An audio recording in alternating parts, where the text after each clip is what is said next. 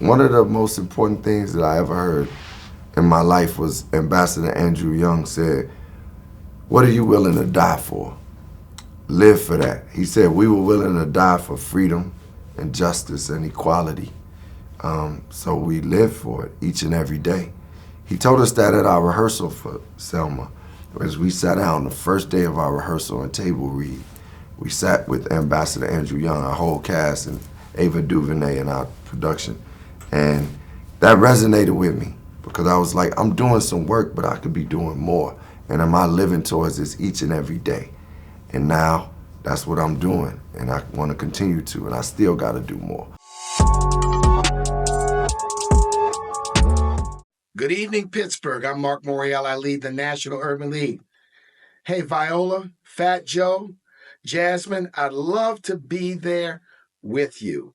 But I want you to know, I'm with you and everyone who's there tonight in full spirit as we work together to get out the vote.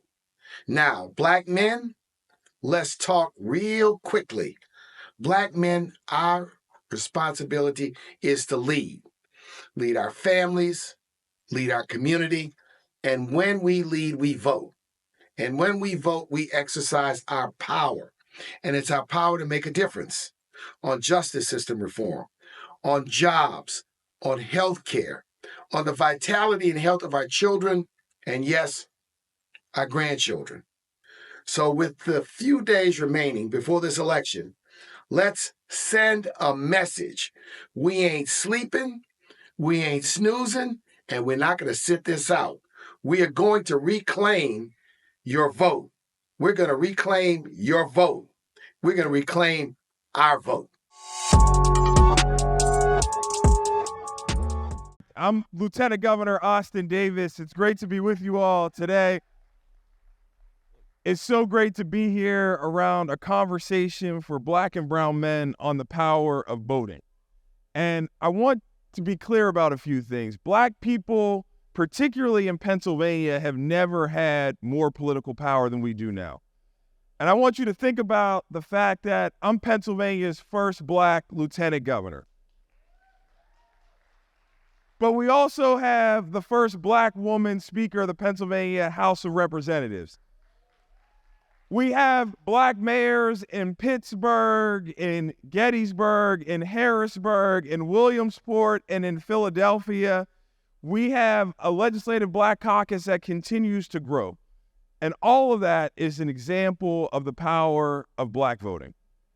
Look, this election, the contrast could be clear, and I'm not going to talk about the candidates, but what I'm going to say is we need to vote our interests. We need to vote for the candidates who are going to work to end gun violence in our communities, who are going to work to support economic opportunity for black people to create generational wealth. And we need to vote for the candidates who we trust with our children's future. So with all of that, I'm going to continue to work for the next 7 days to make sure that we build a brighter future, not just here in Pennsylvania, but all across America. And I hope you'll join me in that endeavor as well. Thank you all for being here today, and let's have a great panel.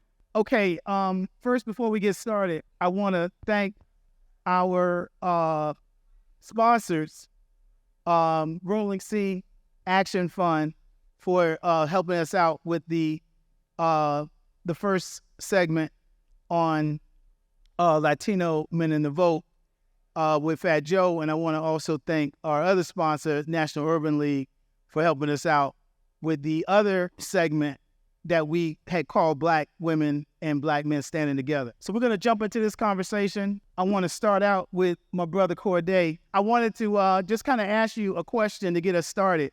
And a lot of young people are really upset with what's happening in the country in terms of the United States and the support for what's happening in Gaza, the government.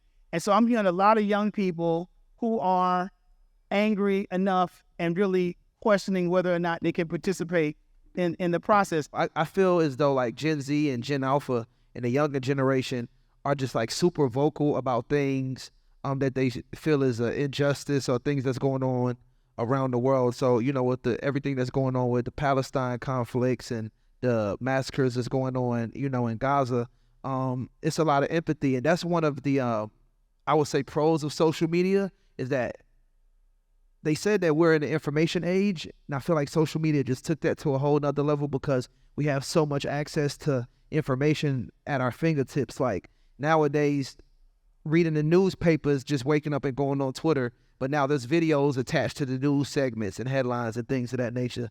And so I say all this to say, because all the information that's out there, I feel as though my generation is definitely like just very public, very loud with their protests, and just very loud with their thoughts and feelings, you know. And this is one of the pros of people being loud with their thoughts and feelings. So for sure. Bun, want to try to get you in. How you doing, brother? It's been a minute. I'm doing good. It's good to be back in Pittsburgh. It's good to see you. Always good to be. Yeah.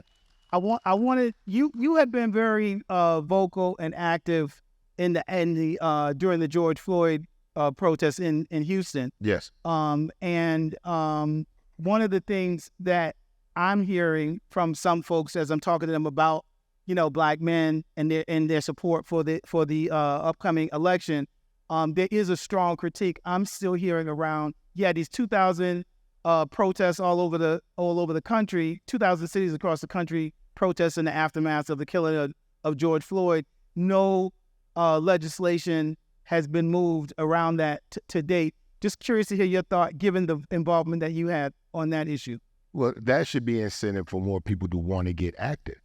Just the fact that you are now living at a time where your current elected officials do not share your cares and your concern for your community, your culture, or your color. So if you know that these people only are in these power positions because of the fact that they've been elected into these power positions, then you understand by due process that they can be removed by electing someone else.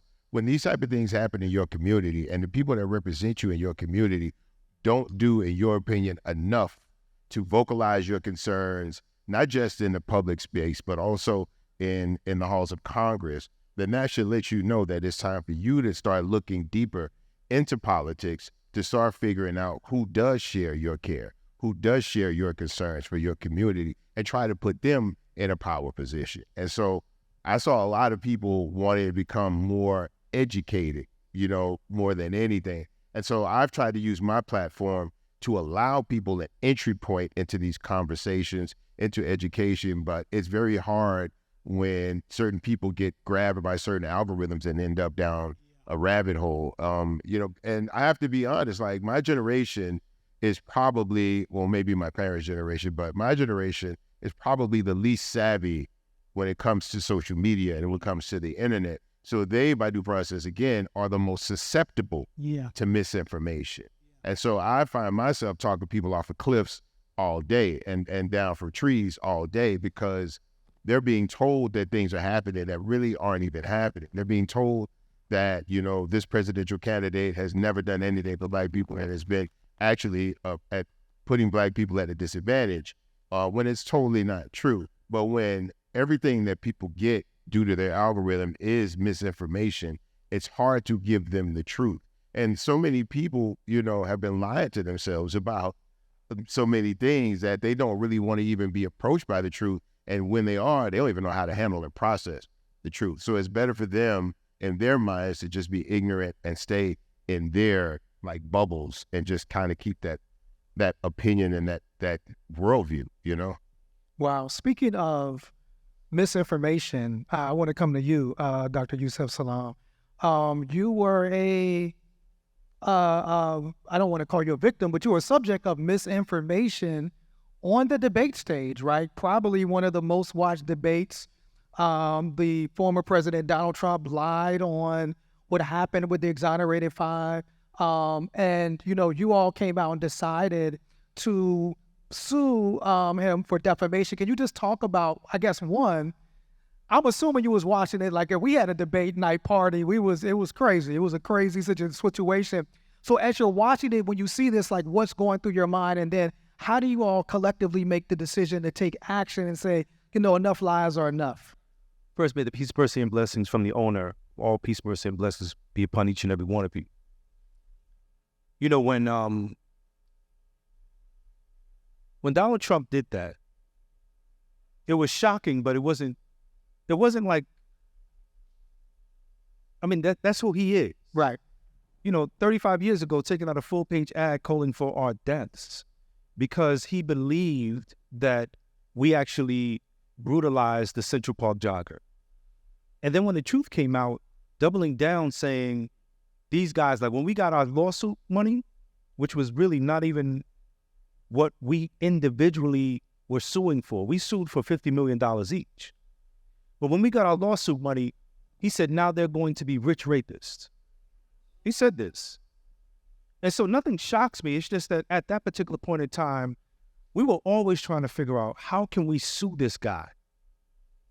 They told us, well, maybe y'all could sue because he took out the full-page ad in New York City's newspapers. But the statute of limitation for defamation is 7 years.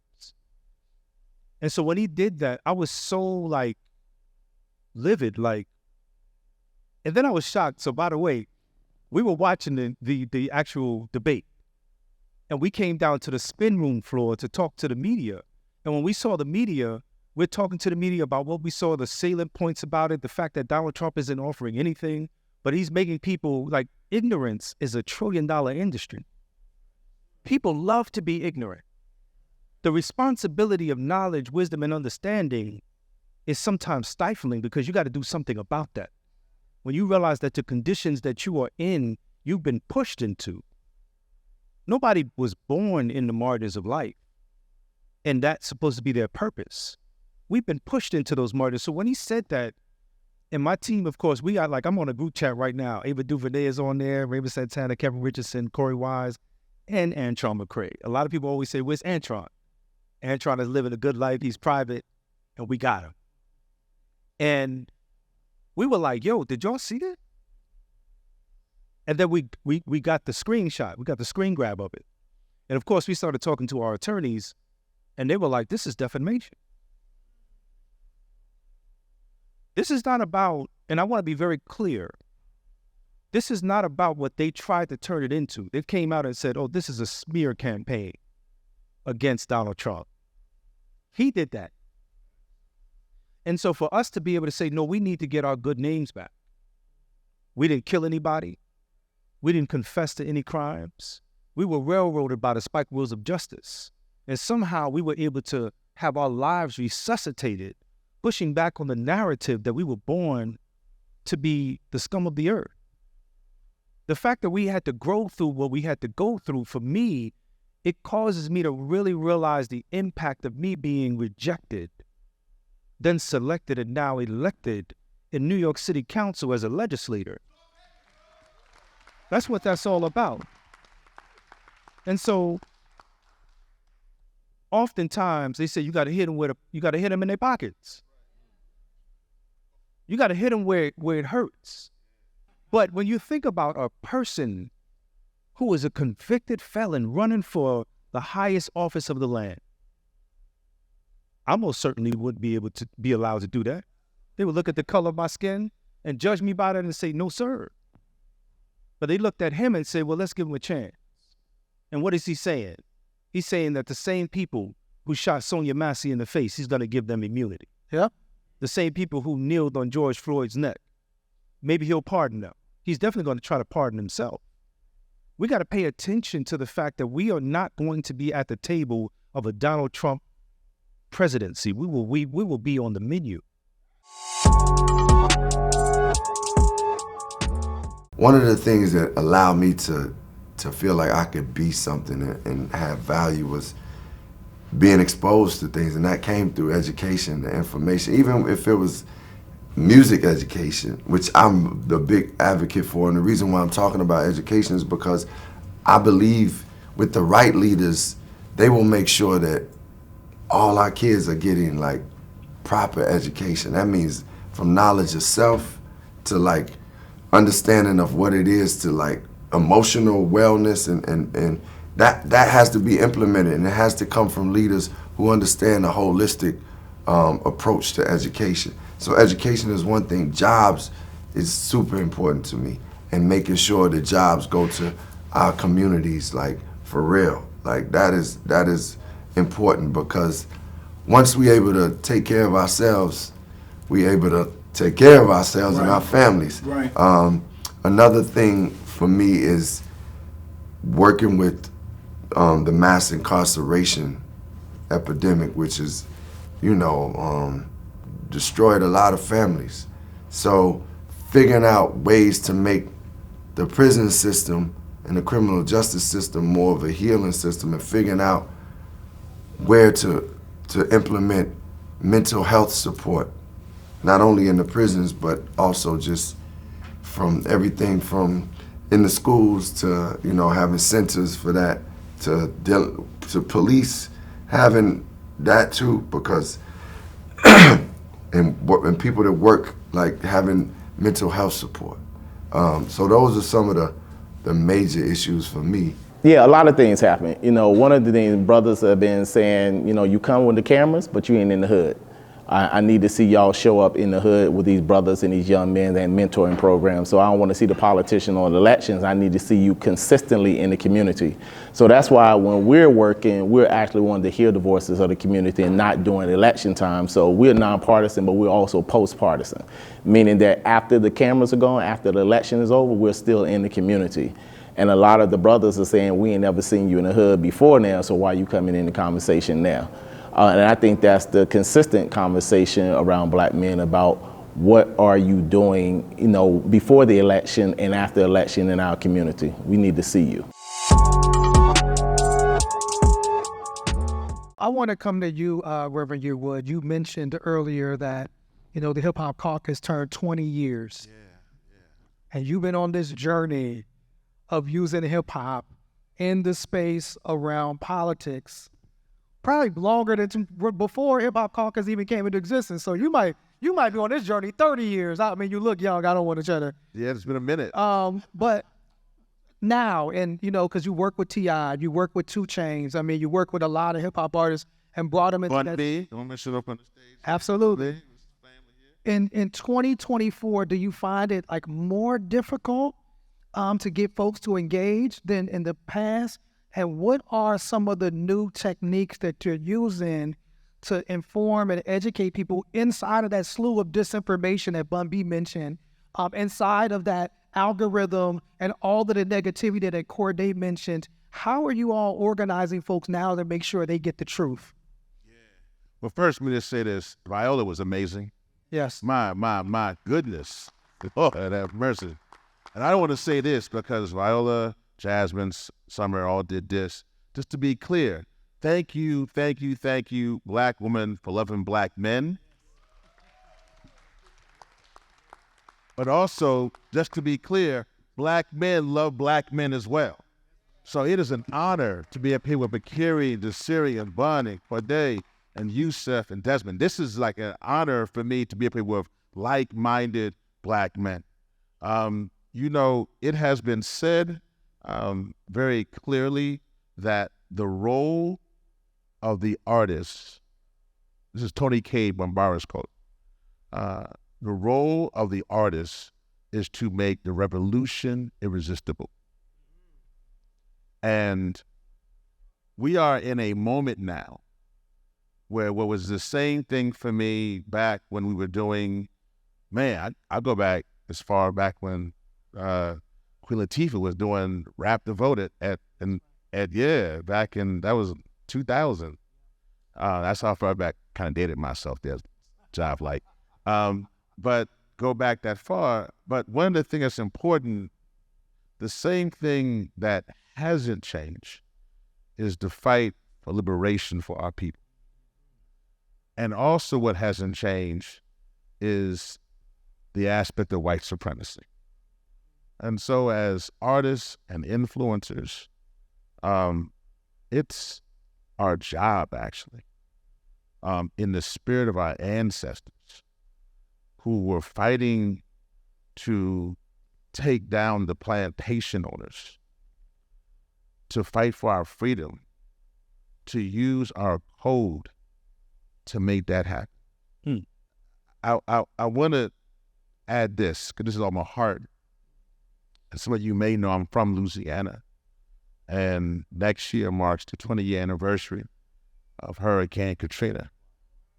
And every time I see a hurricane, it grieves me because I look back on my neighborhoods from the 9th Ward to 7th Ward, and I can see the visuals of senior citizens floating down the street and folks trying to tie them to trees so they wouldn't get lost.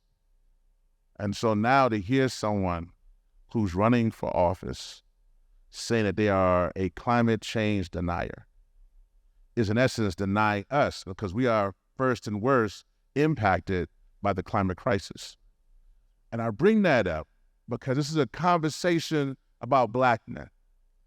And so we're quick to forget things, but just 1 month ago, we had Hurricane Helene.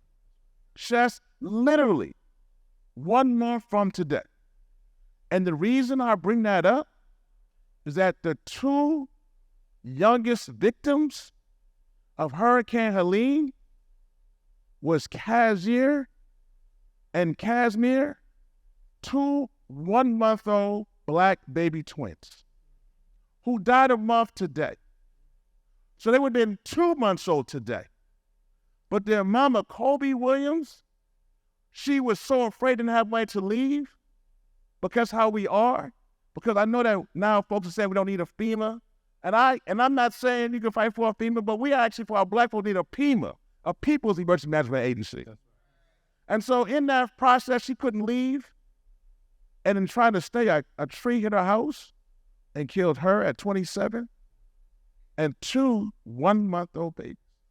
And I bring it up because I saw the funeral with the casket was no bigger than this. Of two Black baby boys, twins, who never will get to be men. Never will get a chance to vote. Never will get a chance to live their lives. Never get a chance to find their first love. Never get a chance to find out who they are. And then we have the audacity to not understand that those two twins who died, that we going to decide that we're not going to vote to cancel the same folks, the same fossil fuel industry whose business plan, the deserts for our community. We ain't going to be who want to give one candidate $1 billion. We ain't going to vote. And instead, going to forget their memory. This is not a game, people. This is not a game. And so we got to vote for you and at least for those 1-month-old babies who ain't never going to vote. Rev, I feel like a lot of what I see in those type of conversations where people are saying it's a waste of time and things of that nature is that people have given up and have kind of given in to despair. I want to, if we can bring Desmond Meade into the story, one of the most inspirational brothers who I've ever met. And he's a brother who just has had an amazing journey.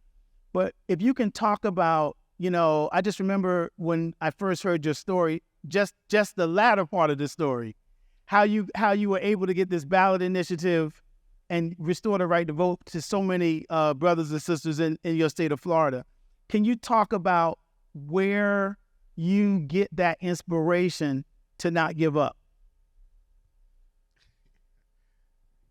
It's a quick story I used to tell folks about making a ham and cheese omelet to really understand the difference between the commitment and the contribution. And talk about how the ingredients for a ham and cheese omelet is ham, egg, cheese, and if you were poor like me growing up, you put a little milk to stretch the eggs out. And we know that the cheese and the milk came from the cow. We knew that the egg came from the chicken, and the ham came from the pig.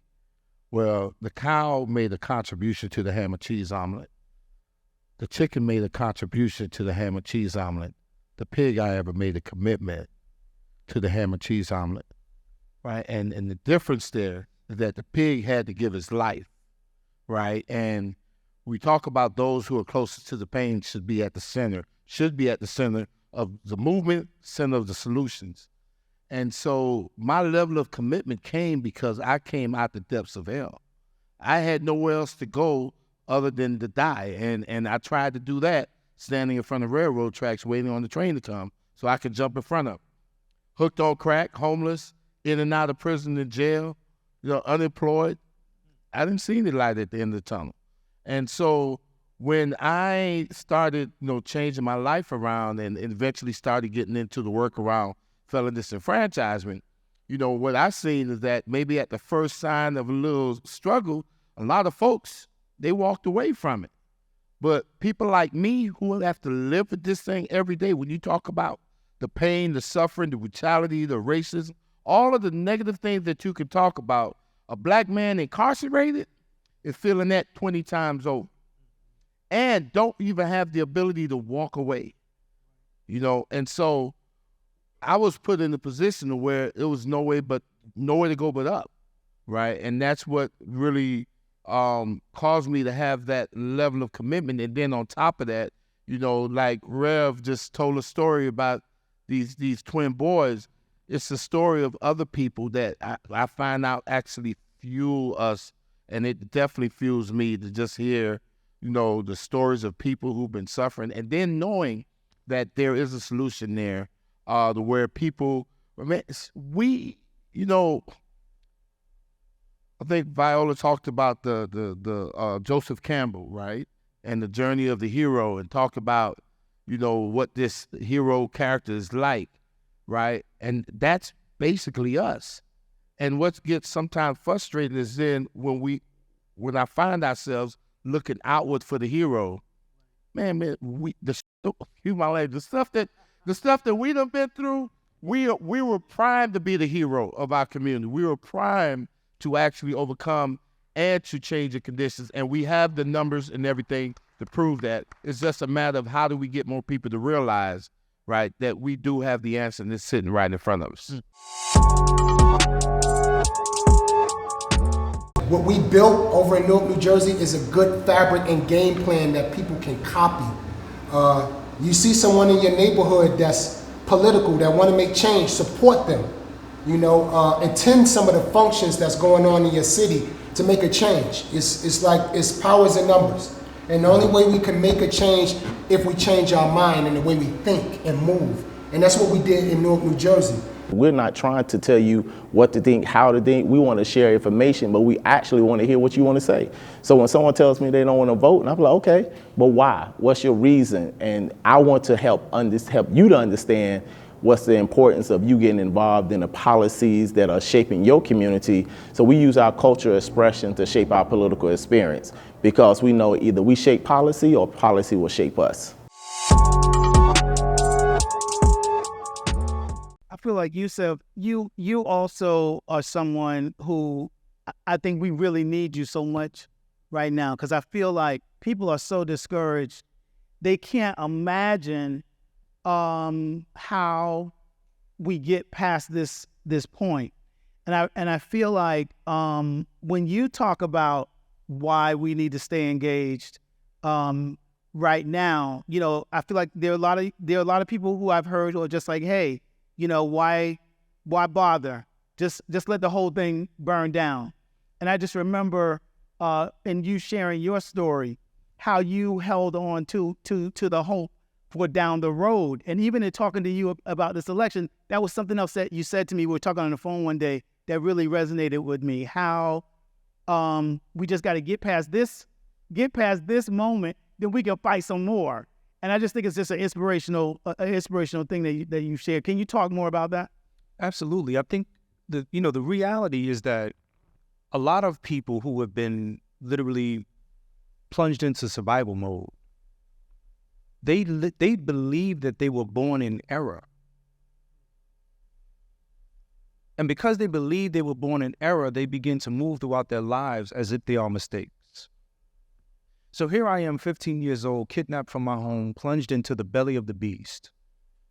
And that at some point in that particular journey, as I started to grow through it, I began to open my eyes and I realized I could see in the dark. The beautiful thing about that is this. Imagine if I would have continued to believe that I was born in error. So if I do that and I say to myself, you know what, I'm going to consume this product, right? COVID-19 hit us. The essential markets were also inclusive of the liquor stores. But the liquor stores in my community is not the same liquor stores in the more affluent communities, right? They got Mad Dog 2020 in my community. They got stuff that'll make you cause you to go out of your mind. But in other communities, you got some fine liquor, some light Well, I don't even know what they call it, But it's stuff that you be like, man, I never had this before, right? If you ever had it, you'd be like, whoa, what is this? My simple premise is that if you continue to say to yourself, there is no future, and you live your life like there's no future, you consume it all, you drink it all, you sleep with it all, you do all the everything, and then you still here 5 years from now. You still here 10 years from now. You still here 50 years from now. You've just developed yourself into a pattern where you are unwittingly participating in your own demise. If we realize that as we raise our vibrations up and we refuse to accept the narrative that has been presented to us, it's been presented to us, will you accept this? My mother had to remind me at the age of 15, here I was messed up. I'm in the police station and they are beating up Corey Wise in the next room. I hear them beating him up. They tiptoeing back in the room I'm in and telling me I'm next. By the time I saw my mama, I fell into her arms. You know what my mother did? She straightened me up. She looked me dead in my eyes. My mother is my modern day Harriet Tubman. She looked me in my eyes and she told me, they need you to participate in whatever it is they are trying to do. Do not participate. Refuse. I had to take that back into the interrogation room. She was not with me. But with that, I was able to not sign a written confession, not make a videotape confession, making false statements about something that didn't happen on our watch. I had to take those same words into the prison so that instead of letting time do me, I had to do the time, even though it was unjust time. I had to take that back into the world as I tried to repair my life, because it's so easy to go back to prison. The revolving door of recidivism is there so that it just welcomes you back in. And if you've been there once, you already know, man, when it gets hard, you're going to say to yourself, well, at least I got 3 hots in a cot. At least I can, you know what they say? That's part of the hip hop, right? They say, like, I think Jada Kiss and them said this. He said, sometimes I just go to, some of my people in my hood, they go to jail just to get their teeth fixed. And so it's interesting because for me, what I know with true knowledge is that if I project myself into my future tense of self, like our children, everybody could do this. Everybody can live literally in the past, present, future tense of self. Past, knowing where you were. Present, being present and making sure that you do all that's necessary. But the future tense of self is dreaming with your eyes wide open. It's being able to have a 50,000-foot view of your life that includes a maybe 100-year plan. So at the age of 50, if I have a 100-year plan, that means I have a plan that's going to supersede my lifetime. I have a plan that in the deoxyribonucleic acid in my body running through my veins, I'm going to pass back the baton to my children and their loved ones, where they're going to be able to break every generational curse. My plan has to supersede my lifetime. So to the question, we have to vote not for the next 4 years. We are voting because democracy is on the ballot. We are voting because our children's lives depend on what we do in the next few days. They're already pulling out all the tricks. Yes. Burning up the ballot box. They're doing all of this stuff. They're making people live in fear. But I submit to you, just like Brother Nuri Muhammad, never heard this before in my life. I said, man, I got to take this one. Hopefully he'll give me permission. But he said, brother, fear is false evidence appearing real. When you stand up for yourself, you realize that all of that stuff that they say the devil's a lie, they move back. But if you never stand up for yourself, if you say they just gonna steal your vote, you know what, I'm gonna sit this one out. They're gonna, man, let this whole thing burn up. Non-participation is participation. So if you don't vote, You just participated, whether you voted for this person or that person. The truth is, I want you to see the clean glass and the dirty glass and make a choice. And hopefully that choice will be that you're going to vote for that clean glass and say to yourself, That's right. guess what? I hope that you started out your answer like this, because I was like, well, if he says this is going to be it. They're going to be retweeting this all over the place. He said, where'd you get your strength from? I thought he was going to say, I got it from my mama. That's why you got to vote. But we all came from a woman, right? And so listen, we had to trust our mothers. We had to trust our grandmothers. We had to trust the very female foundation that oftentimes is pushing us forward. This is the time that we've been looking for, that we've been waiting for. And let me tell you, on November 5th, I can't wait for that. I got some choice words that I'm not going to say. I can't wait for him to go to prison, because that's where he deserves to be as a convicted felon. The bill's still gonna be due. You still gonna have to kick some good bread down. So I just want to shape a slightly different perspective on what my brother just said, because I think we really do need to understand the depths of it. You know, I was speaking recently to a group of folks, and what I told them was our ancestors, because I voted for the first time, my very first presidential election in 2020, and I was over 50 years old. All right, that's how long I've been fighting to get my rights back. And let me tell you, when I was walking to go vote, I felt as if I was walking on sacred ground, because I thought about the blood and the sacrifices that was made just for me to be able to do that, right? Now, here's the deal. And when you can see it. Go back in your history and look.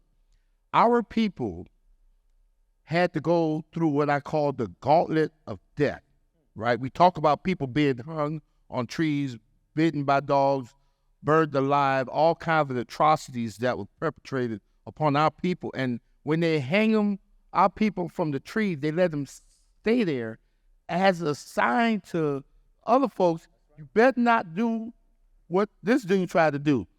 And here's the thing, our people had to do it twice. They had to go through the gauntlet of death to register the vote and all kinds of other obstacles. Then they had to go back through it, go home, and go back through it again to actually go and vote. Now, it dawned on me earlier this year, like, why would they risk their lives twice for this? And I realized it wasn't for them.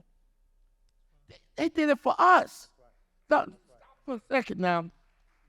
They risked their lives twice for us. So when I talk to athletes and they talk about voting, and I said, you wouldn't be able to make those millions of dollars, right? You wouldn't be able to profit today if it wasn't for the willingness of our people to risk their lives twice, right? And today, man, we could register from home. We could even vote from home, because we can mail in our doggone ballots. We don't have to face not even a tenth of what our people face for us. Wow. And I tell folks, I don't want you to vote for you. Our people voted for us. We need to be voting for our future generation. And if our people was willing to go through all of that for us, when you talk about you ain't gonna vote, you just defecated on everything that your people, your grandmama or great-grandmama went through and sacrificed for you. You just basically said, ancestors, I'm not even worthy of your death. You died in vain. You could go to your kinfolks and tell them y'all wasted y'all breath on me when I don't show up to vote. Point blank. And that's how we really need to look at it, is how are we going to honor. If we say we ride for hours and all this kind of, how are we going to honor the people that died for us, and how are we going to pay it forward when we don't even have to give our life? And you talking about we'll die for hours? Try voting for hours. Yeah. Yeah, go ahead, brother. And to strengthen your point, it's funny, it was about 3 to 4 months ago. It was my first time ever watching this movie called Hidden Figures. I'm sure y'all seen it, but this is my first time ever watching it. And right hand on the Bible. After I watched it, I cried when I watched it. I swear to goodness, I cried. I got a daughter, and my love for black women, I was raised by, you know, my mom, aunts, grandma, raised by black women, you know, so my love is just, for all of us, our love is just different, you know? So I say this to say, after the movie, I cried, and my first thought was like, damn, I gotta vote. And that's a real thing, what you just said, of just basically what our ancestors, what our forefathers, what our grandparents, it's not even that far back as ancestors, what our grandparents, some of us, what our parents had to go through, you know? And what Bun said earlier was so profound, of just like this spread of just massive misinformation. And I always talk about this, about like all these we have way too many podcasts that are ran by idiots, because, for lack of a better word, because people are putting out unresearched knowledge. And the thing is, you have these podcasts or these YouTubes with like 2 million subscribers, 3 million subscribers, and they're just spreading misinformation that they themselves haven't researched or fact checked. And so what do you think these kids, they're looking at them, they're like, oh, they have a blue check. That's the fact check. They have millions of subscribers. It has to be true. And so I say this to say it's super important that we just go out and do that information and that research and that knowledge and check our facts ourselves, because it is ultra important. Like, we can do that from the pits of our thumbs. You know what I'm saying? It takes literally no time. And so, like what the good brother there just said is, man, you know, it's our time to, you know, it's not just for us, it's for our kids and our grandkids and things of that nature. So I just wanted to, I said a lot of words to say I ultra agree with what you just said. Ghettos are connected at the roots, you know, and ghetto is a Jewish term, right? So, I mean, when I first went to Poland, you know, the first place I went to was Auschwitz and to the ghettos, right? To connect with the ghetto, right? To connect with that feeling of impoverishment. However you got there, whatever the reasons that landed you there, I can go on and on about, you know, when they assassinated Martin Luther King, the first place we destroyed was the hood, right? Like, right. It's like we finna, and you see signs of black folks saying, we're with you, don't destroy this, right? I can go as trivial as the Bulls. When the Bulls won their first championship, they destroyed the West Side, yeah, right? They didn't destroy Hyde Park. They didn't destroy Oak Park, right? They destroyed Madison, which is our lifeline. I say that to say, however it got there, who's ever internally responsible, externally responsible, what have you, there's a connection. Ghettos unite. You know, ghettos of the world unite. You know, the impoverished people of the world unite. You know, because they can feel that pain, right? They can understand that desolateness, that isolation, and they connect, right? And I've seen it in my students who've protested at school. I've seen it in my own work, you know, through my years of being very much so vocal about, you know, Palestinian issues and things of that nature. But I'm very balanced at the same time too. So I call blame. I'm hated by both sides. That's why I don't really say anything anymore, right?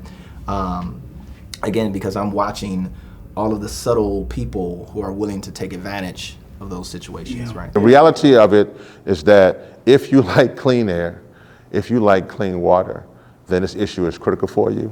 I think also it's important because it means a matter of transitioning. We have to transition from fossil fuels to clean energy. We're seeing that now with electric vehicles, we're seeing that with solar and wind and water. So there's a transition happening.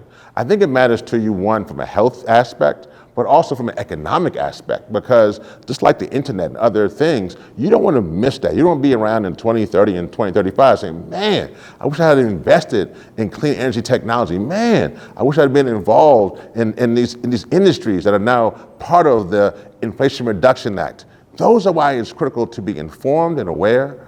And more importantly, when you see our community suffering because of the health impacts, because of the pollution, because of the things that are causing them to die prematurely, as a young person, you want to have more time with your mother if you can, or more time with your father, or more time with your grandmother. You don't want none of them to die prematurely because of pollution. And this is the thing we're talking about. Someone's greed and their profit shouldn't take away time from you being with your loved one.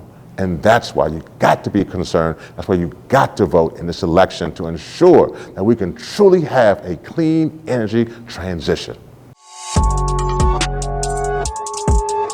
Go I wanted to stay with you, Cordae, because, you know, and to take some of your words, Desmond, like, you know, obviously, like, musically, you make a contribution and you use your art. You know, we talk about Hidden Figures, that's art, right? And that's art that captivated you and made you want to be motivated to do something. A lot of the art that you produce and the music that you produce is music that elevates us, you know what I'm saying? But you also, like, made a commitment where you actually went to Louisville, Kentucky, and did a protest where you got arrested, put in jail, charged with a felony. Like, you was like ready. So what motivated you as somebody that's obviously you're good, right? You're a popular artist. You're well paid to say, like, you know what? I'm gonna leave this comfort. I'm gonna go to Kentucky because of what happened to Breonna Taylor, and I'm gonna stand with my people and risk my own freedom. Just what inspired you to do that? Yeah, so one shout out to this organization called Until Freedom, Tamika Mallory. You know, I follow them, keep up with them, and thank you, yes. But just going back to my point of just like my affinity and my love for Black women, you know what I'm saying? I love brothers, I love, but just we gotta protect ours. That is just within our DNA as men, is to protect and honor ours. And so when I seen what happened to Breonna Taylor, like, I cried. I was just like, oh my God, like, this is terrible. And so I seen that they were doing a protest in front of the Attorney General's lawn. I'm like, I gotta take that flight. Like, I have to do that. And so, you know, being arrested, you know, again, that felony is like still very real. I still can't get TSA pre-check, you know. I'm not saying, oh, this is like rich people problems. It's not a big thing, you know. Every time I try to go into Canada, I gotta wait like 2 hours and stuff. But I say all this to say, thank you for that. I don't, but it's just something that's just always been a part of me. Like, I grew up, I give a lot of credit to my mom, and my stepdad at the time. They had me young. I was reading books I was 10 years old reading books on A. Philip Randolph, reading Marcus Garvey, Thurgood Marshall biographies, Malcolm X, W.E.B. Du Bois, one of my favorite scholars of all time. That's why speaking at Harvard was so important to me, because as a kid, I was like, yo, I want to get a PhD from Harvard because W.E.B. Du Bois did that, you know? And so I just go on that tangent just to go back to my original point of I felt as though it's important, you know, because sorry if I got to cuss. Actually, I don't. I found a substitute by saying that. I feel as though it's super important because artists, we are the griots of our time. You know, we are the gatekeepers of time. And so it's important for me that I have this platform to just speak on things that I feel as though are important for my community, because that's what Pac did. You know, that's what Nas did. That's what so many, even Wayne had the song about Hurricane Katrina, you know, and so that's what all of the favorite artists that I did growing up to did. And even just beyond that, following their lead, it's just something that's innate, that's within me, that was instilled in me at a very young age to speak on things that's going on in the world, particularly when it comes to people that look like me in my community, you know. Georgia Bush. Yeah, Georgia Bush. Yeah, exactly. Can you, Cordae, also, if you could talk about some of the issues that are most important to you in this election? Definitely, you know what I always preach, you know, presidential election, very important, super important, it goes without saying. But I always, whenever I'm, you know, speaking to kids or at colleges, vote for your local officials as well. You know, vote for your local superintendent, you know, for your local sheriffs, you know, your local congressmen, senators, governors, because that's are the people that direct. Presidents affect everything, but these are the people that quite literally directly affect your corner of the earth in which you occupy. And so that's the main thing that I always preach. Yeah, pay attention to those primary under ones too, as well as the main one, of course. I had a question for you, Bun. Because now, you know, you're a legendary artist. You're cemented in hip hop history. Now you're also a business owner. You know, Trill. That was the first thing somebody asked me. I said, Bun coming. Is he bringing some Trill burgers? Is he going? Oh, them things good too, man. Them things be hitting, boy. I'm telling you. So I just does being a business owner, does that like does that make you change the way you think about approaching things politically? Does that intensify some of the decisions that you're making? Because you're now employing people and introducing people to the business world. Just how does that affect how you see this current political environment? You know, I'm glad you asked that question, because many businessmen would realistically want as many customers to come in their door as possible. So you don't want to create a business that automatically isolates people and does not make people feel welcome. And the reason I felt it important to do that is because I grew up in a country that operated in that same way. And make no mistake about it, America is a business that's focused on money over people. And so I didn't want my company to be reflective of that, because I'm not reflective of that, you know. And I've always felt like my generation is way too comfortable. I honestly believe, and I don't want to paint my entire generation with this brush, but I do feel like there's a considerable number of people from my generation who have not sacrificed for the next generation.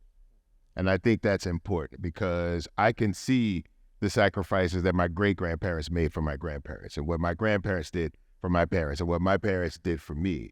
But it's very hard to say that we're all doing everything we can do when there's very few of us that are willing to go into this world dealing with discomfort so that the next generation can have it a little easier. We play the same games. That's never happened before. Parents want a PlayStation 5 just like a kid want a PlayStation 5. Parents want the new Jordans just like a kid wants the new Jordan. Parents want social media pages, followers, and they want to go viral too. And there has to be some level of sacrifice in order for the next generation to benefit off of the prosperity that you have been given on the backs of others.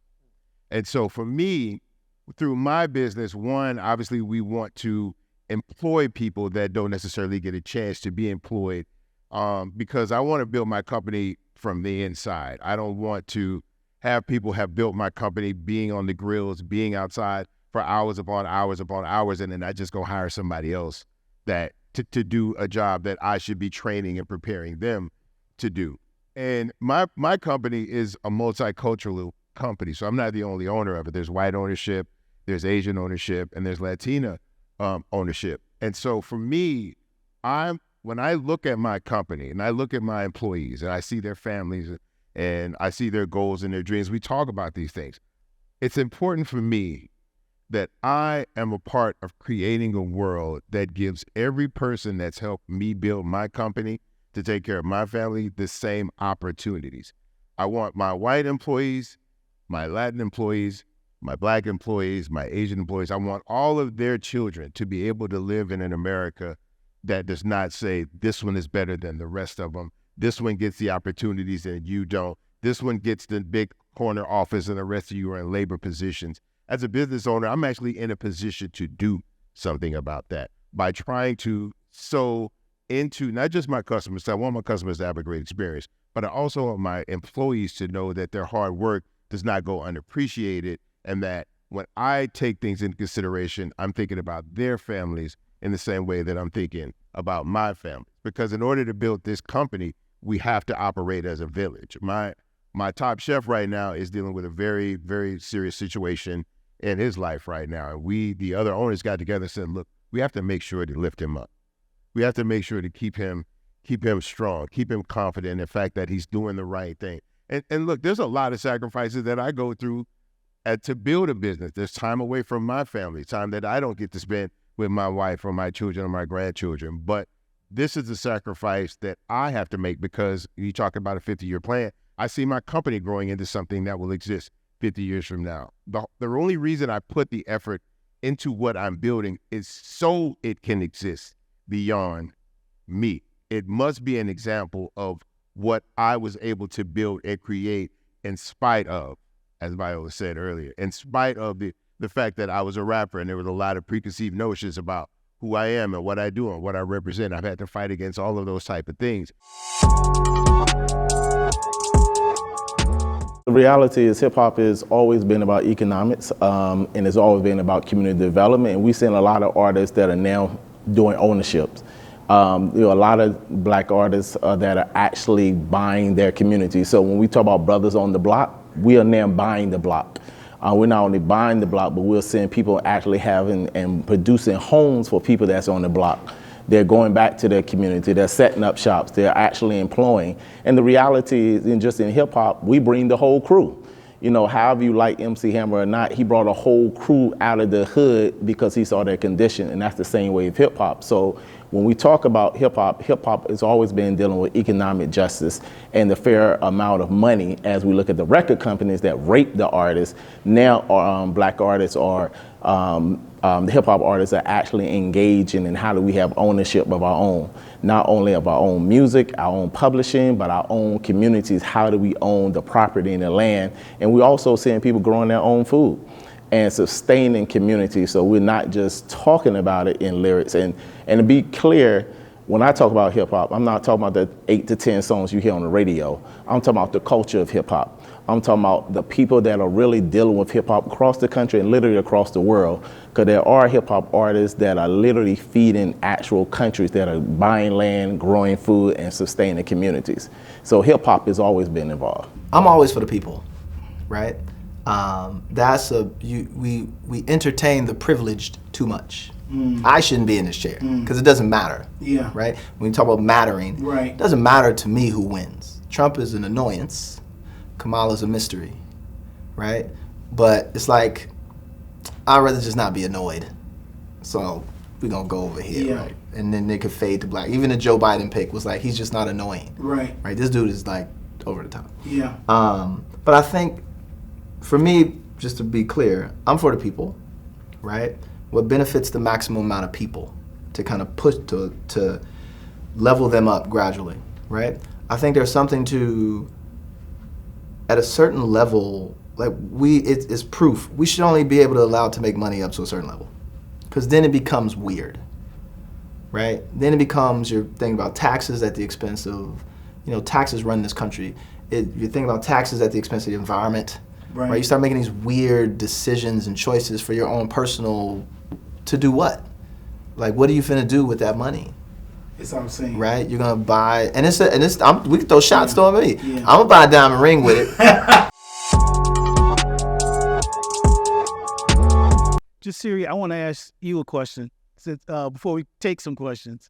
And that is, I feel like a lot of what Bun has been talking about, a lot of what Cordae has been talking about is really a part of what is the mission of One Hood. We're talking about Black liberation. When we're talking about voting, we're talking about how can we vote in a way that is going to help empower our people. Your organization's mission is to build liberated communities. How was organizing this event a part of that mission? Oh, well, first, I think I do want to go back, because we were, as an organization, we didn't start involved in voting. We were an arts organization. We're hip hop artists. We're doing art. We would, and sometimes we would be like the rappers that you would bring to the rally or the protests, and we would come and do our thing. But for us, it was really when Antoine Rose was killed on June 19th, on Juneteenth in Pittsburgh 6 years ago, in 2018. And that was the moment where we said, okay, we protested, right? The officer that killed Antoine Rose, he was shot 3 times in the back, running away unarmed. At 17 years old, that officer was found not guilty. And so it's that moment that we said, okay, what can we do to make this a safer place for us so our children can grow up? And we realized that, we actually have the power to change the judges. In Pennsylvania, you vote on every judge. We can actually organize folks and put different judges in office. And so when we had a situation in Allegheny County where we had 9 judges up for election, we were able to get 5 progressive judges in, all women and 3 Black women, along with a coalition of other organizations. Yeah, absolutely. When in 2020, we felt like the former mayor wasn't respecting the way we were protesting, we kind of came together and organized, and in 2021, Pittsburgh elected the first Black mayor in its history in Ed Gainey, right? Then we said, okay, well, what's next? All right, we had an opportunity to elect the first Black congresswoman in Summer Lou, who spoke earlier today. That's right. And then in 2023, our civic engagement director, who actually really built our whole political strategy, and was one of One Hood's founding members. Khari Mosley is now the city councilman of this district, right? And so what that meant for us is we had these relationships. Now it's like, oh, I can call the mayor. I can call my city councilman. I can call my congressperson. We have a relationship. We can say, hey, here are the issues in our community and the policies that we need to change, right? Here are some things that, and again, it's not like you're never going to find that politician that you're going to agree with on. You don't agree with your brother and sister or cousin on everything. You're not going to agree with a politician on everything, but having that relationship and having that input, now we become an influential organization, right? So for us, it's about like using the power of hip hop.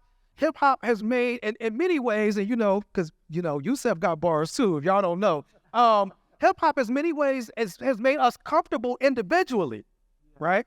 But then how do we use the power to make our communities collectively better places to live? And so when we want to have conversations, we always want to use the power of hip hop, because hip hop is going to draw the people in. And now let's have a conversation, because, when you all leave, we're still here in Pittsburgh. We still got work to do. We want to make this a community livable for everybody. We were called the worst city in America for Black women to live, but we got to come together and change that. And that's the work that we do at One Hood. Third parties count because they're an adverse story. They're going around the system, vaccinating certain things, checking certain things, challenging certain things to get the rest of the system to kind of focus on this bigger issue, right? So my endorsement of Cordae West, and I'll land on this, is his definition of love, right? His definition of love, and he used this to kind of critique Obama back in the day, or as justification for his critique. He said, I love Barack Obama, but you have to understand my definition of love. My definition of love is that you protect someone, right? You respect someone, but then also you correct someone. And it's this respect, correct, protect kind of triune piece about love that he kind of implements. And I think that's important. I think it's important for him to be able to be in spaces and influence people like me to tell people like you that that is his definition of love, and apply that to your life. No matter if you still go vote for Trump or if you still go vote for Kamala, you have a alternative definition of love that when their definition of love is going to fail, because it does, when Trump's definition of love fails you, you have this third party, kind of hopefully, there to remind you that there's other alternatives. My name is Carlos Carter. I'm the presidency of the Urban Greater Pittsburgh. I just want to applaud you, these awesome men, right? These men of valor.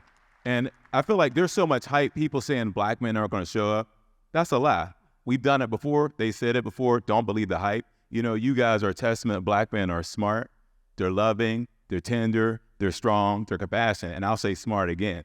So we're smart enough to vote for a woman or a man. Yes, there's misogyny that exists, but we're smarter than that, right? And so I think, there's a lot at stake here at this election. As a 501c3, I can't tell you who to vote for, but I'm going to say, don't believe the lies, right? Don't believe the misinformation. I know you said, Brother Yusef, it's a $10 trillion industry of misinformation. Don't believe the lies. There's so much at stake, even from an economic perspective, right? In terms of who's in office will impact. Is there an America that includes us? We have Project 2025, which is a right-wing extremist agenda that doesn't have America that includes people that look like us, and that is a fact. So, and it is not new. They started that, I think, in the 70s, I was told. But we're smart, we're wise, and we got to reclaim our vote, right? We got to get out there and realize that the system is not perfect, but it's still a system. It impacts the educational resources to our communities. It impacts right to choose about women's health care. It impacts anything that's done to our community. And so it's not just a presidential race, it's a school board, it's everything. So bring your mama, bring your friends, bring your cousin, and tell people they to vote like their lives depended on it, right? Apathy is not a strategy for change.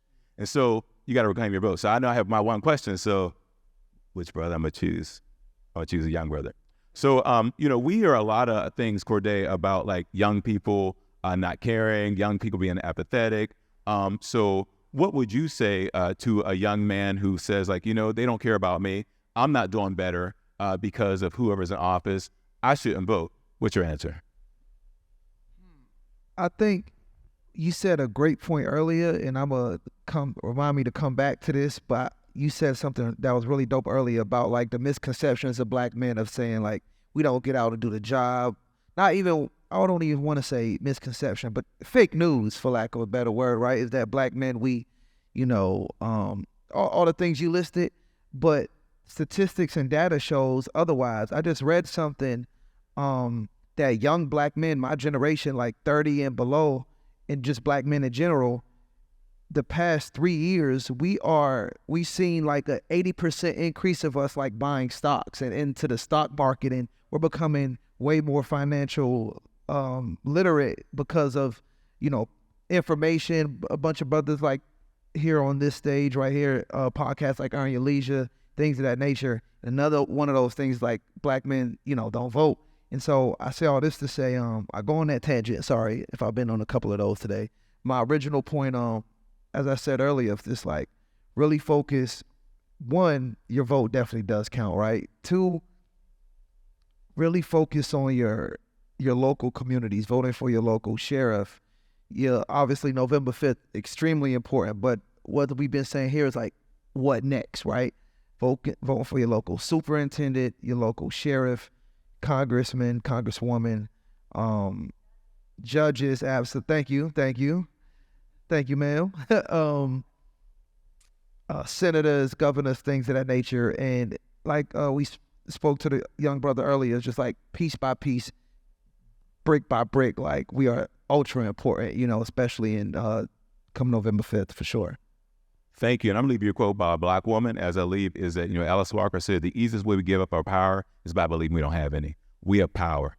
People want us to believe we don't when we're united. So God bless you guys.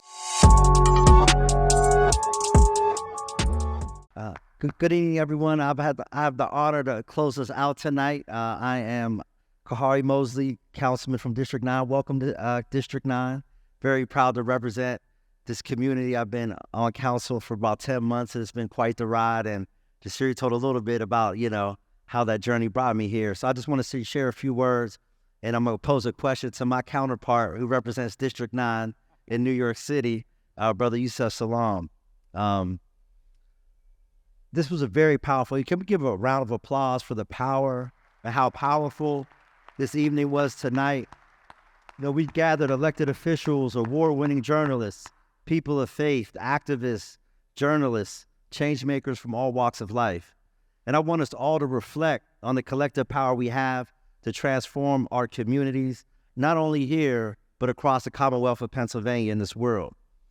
But I also want to stress that we not only have the power to determine the outcome of possibly the most important election in this country since 1860, we have the power to determine the outcome of every local and state election in the foreseeable future. And I also want to stress that we are currently in a city where there are forces actively organizing right now to disrupt the progress that this movement, that so many people in this room are responsible for. So we need to carry this energy on not only for the next 7 days, but beyond that to the third Tuesday in May of 2025, when Mayor Gainey's on the ballot, when 7 or 8 judge positions are on the ballot, and hundreds of municipal positions around Allegheny County are on the ballot.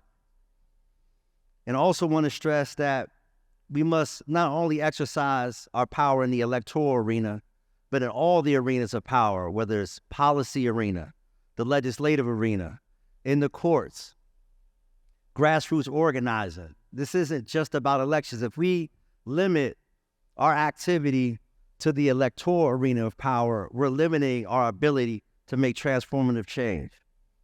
So now I'm going to ask my question to my counterpart in City Council District 9 in New York City.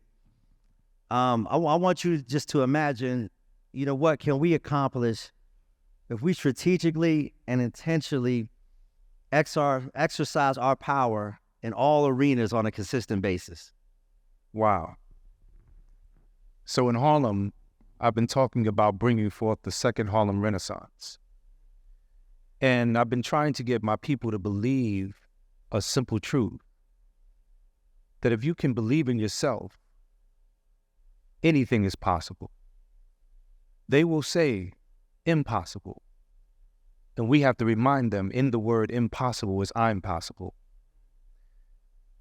The person who feels like they can't vote, but wants to have their voice included, can organize with all of the ones who feel like they can't vote, who may be part of the disenfranchised people.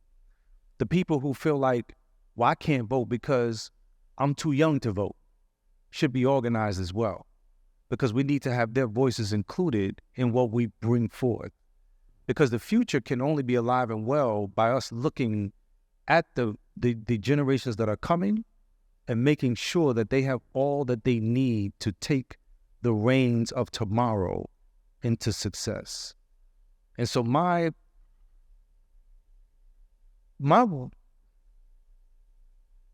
office, my time now as an elected official is not so much following what people would call political science, but rather it is getting us to believe that we were born on purpose and with a purpose, and that we have value, and that if we organize, anything that we want to do, we can do.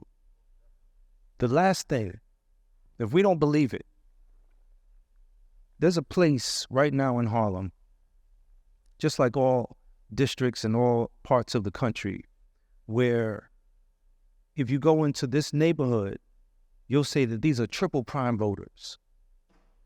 But these triple prime voters, voters that vote in every single election, are a very small subset of the larger community.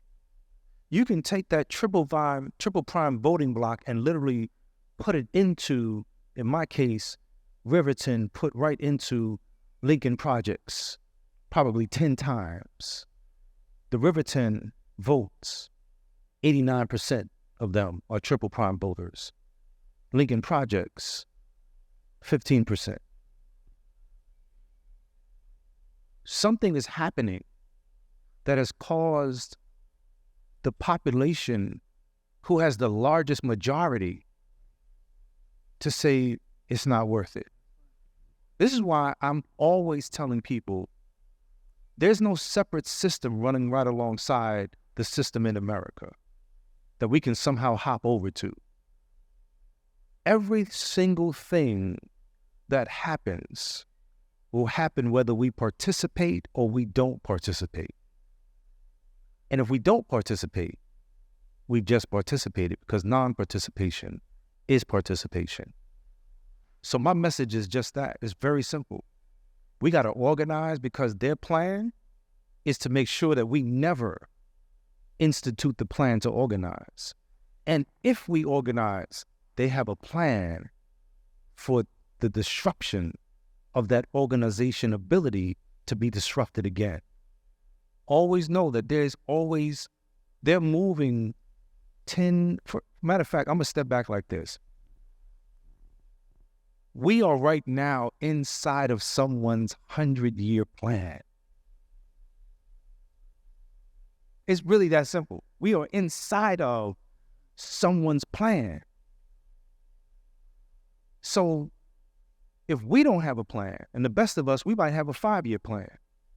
That's why I said, man, when I started really moving in this political space, I said, we got to at least have a 50-year plan.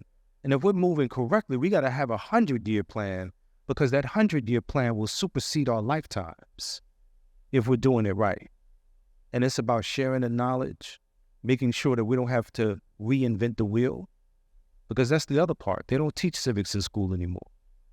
So we got to do the knowledge amongst ourselves and figure out, how do we share, how do we uplift, how do we make sure that the children's voices are included, the elder voices are included, all of the voices are included. Even the folks that may feel like, you know what, I don't want to participate. We know them. We know their voices. So guess what we're going to do? We're going to include their voices anyway, and they're going to benefit from us doing the necessary work. With that being said, for those that stayed with us the entire time, I think we started at 5:30. We appreciate you. We love you. And we hope that November 5th, we're going to make history. Peace, y'all. Thank you. Like, I'll tell you, the first time I voted was when George W. Bush was running, and I hadn't voted before that. I was part of that community that felt like, man, this voting don't even matter. This has nothing to do with us. But then the more and more I started seeing policies affecting people, my friends going to jail, and I realized that some of this was just those elected officials deciding that. The more and more I saw jobs being taken away in our communities because of elected officials, I was like, oh, this really matters to our family building and us having access. And it's crazy because it was a person, it was a white woman from my acting class that was like, she had come to one of my shows and she was like, man, you always say you for the people and blah, blah, blah. Well, how you not voting if you for your people? And I was like, damn, you know, it made me reflect. It was coming from somebody who from a whole nother place than me.